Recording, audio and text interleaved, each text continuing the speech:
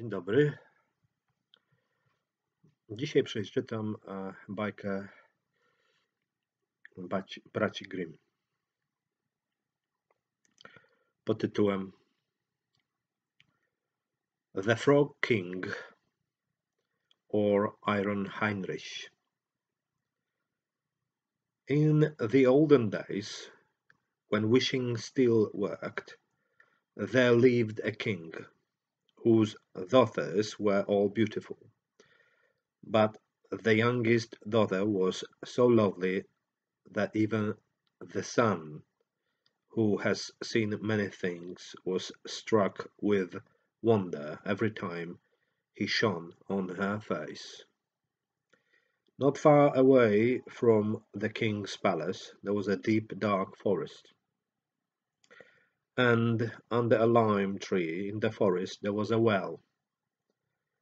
In the heat of the day the princess used to go into the forest and sit by the edge of the well, from which a marvelous coolness seemed to flow.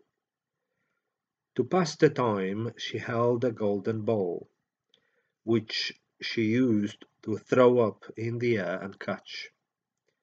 It was her favorite game. Now, one day it happened that she threw it a little carelessly, and she couldn't catch it. Instead, the ball rolled away from her and towards the well, and then it ran right over the edge and disappeared. The princess ran after it and looked down into the water, but it was so deep that she couldn't see the ball. She couldn't even see the bottom of the well. She began to cry, and she cried louder and louder, inconsolably. But as she wept and sobbed, someone spoke to her. "What's the matter, princess? You crying so bitterly? You would move a stone to pity." She looked round to see where the voice was coming from, and saw a frog, who'd stuck his big ugly head out of the water. "Oh, it's you, you old splasher," she said. "I'm crying because my golden ball's fallen into the water, and it's so deep, and I can't see it." "Well, you can't stop crying now," said the frog. "I can help you, but what will you give me if I fetch your ball for you?" "Whatever you want, frog, anything. My clothes, my pearls, my jewels, even the golden crown I'm wearing." "I don't want your clothes, and your jewels and your golden crown are no good to me. But if you love me and take me as your companion and your playmate, if you let me sit next to you at the table and eat from your dish and drink from your cup and sleep in your bed, then I'll dive down and bring up your golden ball."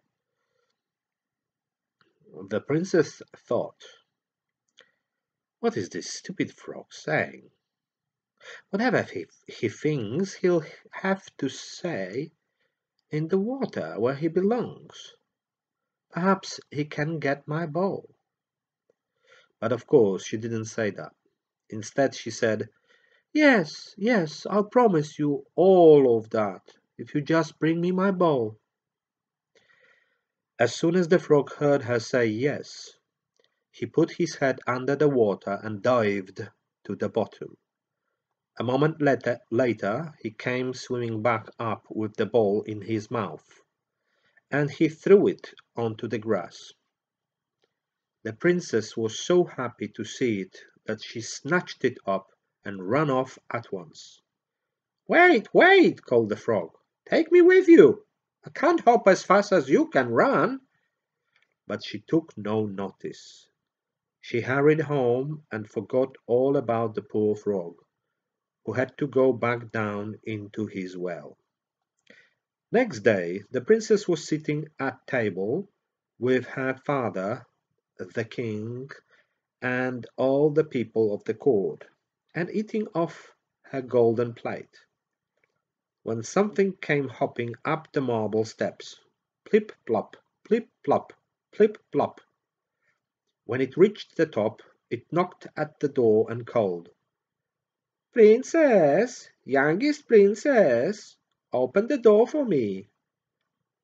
She ran to see who it was, and opened the door, and there was the frog. Frightened, she slammed the door shut at once and ran back to the table. The king saw that her heart was pounding, and said, "What are you afraid of, my child? Is there a giant there at the door?" "Oh no," she said, "it's not a giant, it's a horrible frog."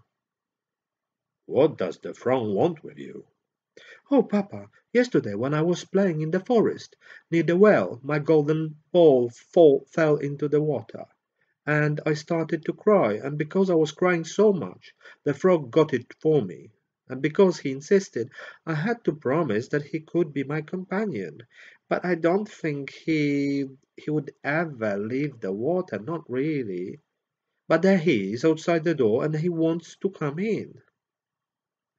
And then there came a second knock at the door, and a voice called, "Princess, princess, youngest daughter, open up and let me in, or else your promise by the water isn't worth a rusty pin. Keep your promise, royal daughter, open up and let me in." The king said, "If you make a promise, you have to keep it. Go and let him in." She opened the door, and the frog hopped in. He hopped all the way to her chair. "Lift me up," he said. "I want to sit next to you." She didn't want to, but the king said, "Go on, do as he says." So she lifted the frog up. Once he was on the chair, he wanted to be on the table, so she had to lift him up there as well. And then he said, "Push your golden plate a bit closer so I can eat with you." She did, but everyone could see that she wasn't enjoying it. The frog was, though. He ate her food with great pleasure, while every mouthful seemed to stick in the princess's throat. Finally the frog said, "Well, I've had enough now, thank you. I'd like to go to bed. Carry me up to your room and get your silken bed ready so we can sleep in it." The princess began to cry, because the frog's cold skin frightened her. She trembled at the thought of him in her sweet clean bed. But the king frowned and said, "You shouldn't despise someone who helped you when you were in trouble." She picked the frog up between finger and thumb and set him down outside her bedroom door and shut it firmly. But he kept on knocking and called, "Let me in! Let me in!" So she opened the door and said, "All right, you can come in, but you must sleep on the floor." She made him lie down at the foot of her bed, but still he said, "Let me up! Let me up! I'm just as tired as you." "Oh, for goodness sake," she said, and picked him up and put him at the far end of her pillow. "Closer, closer," he said. But that was too much. In a flash of anger, she scooped up the frog and threw him against the wall. But when he fell back into the bed, what a surprise! He wasn't a frog anymore. In fact, he would become a young man, a prince, with beautiful smiling eyes. And she loved him and accepted him as her companion, just as the king would have wished. The prince told her that an evil witch had put a spell on him, and that only she, the princess, could have rescued him from the well. What's more, on the following day a carriage would come to take them to the princess's kingdom. Then they fell asleep side by side. And next morning, no sooner had the sun awoken than a carriage drew up outside the palace, just as the prince had said. It was pulled by 8 horses with ostrich plumes nodding on their heads and golden chains shining among their harness. At the back of the coach was faithful Heinrich. He was the prince's servant, and when he had learned that his master had been changed into a frog, he was so dismayed that he went straight to the blacksmith and ordered 3 iron bands to put around his heart to stop it bursting with grief. Faithful Heinrich helped them into the carriage and took his place at the back. He was overjoyed to see the prince again. When they had gone a little way, the prince heard a loud crack from behind. He turned around and called out, "Heinrich, the coach is breaking." "No, no, my lord, it's just my heart. When you were living in the well, when you were a frog, I suffered such great pain that I bound my heart with iron bands to stop it breaking. For iron is stronger than grief, but love is stronger than iron. And now you are human again, the iron bands are falling off." And twice more they heard the same cracking noise, and each time they thought it was the courage. But each time they were wrong. It was an iron band breaking away from faithful Heinrich's heart, because his master was safe again. I hope you enjoyed this reading. Thank you for your attention. See you next time.